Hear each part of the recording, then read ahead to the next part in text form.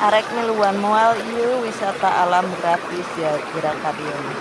Teu kudu ongkos, teu kudu karcis, heueuh da kapanan ngaranna oge ka hulu, ka kebon, ka sawah. Ya teh sakalian getang ulin ka dieu teh sakalian ka sawah, sakalian di gawe, jadi balik di gawe, balik di sawah langsung turun ka Cigaluh bari dieu teh budak cenah hayang bobogan adu teh dipangalakeun ku bapanana teh bobogan ditulungan ku manehna teh teu tingali pirakuh henteu kabararita. Heueuh da kapan urang mah pagaweanana nya unggal poena ka sawah ka kebon da abo ngaranna oge atuh malum tukang cicing di kampung gitu. Da di kampung mah aktivitasna pagawean sapopoena kieu we ka sawah jeung ka kebon.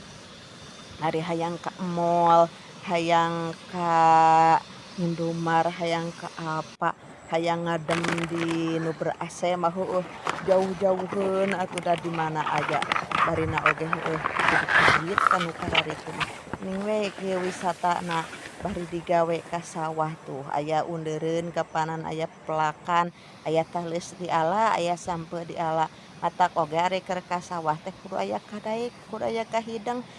Ulah ngedul gitu cek kolot teh mah ulah ngamenak di leuweung kudu daek pepelakan ameh aya undeureun ameh aya bekeleun ameh aya jang dahareun lamun boga dahareun makan geuning ka sawah teh bisa mekel dahareun moal kuat lengoh teuing gitu.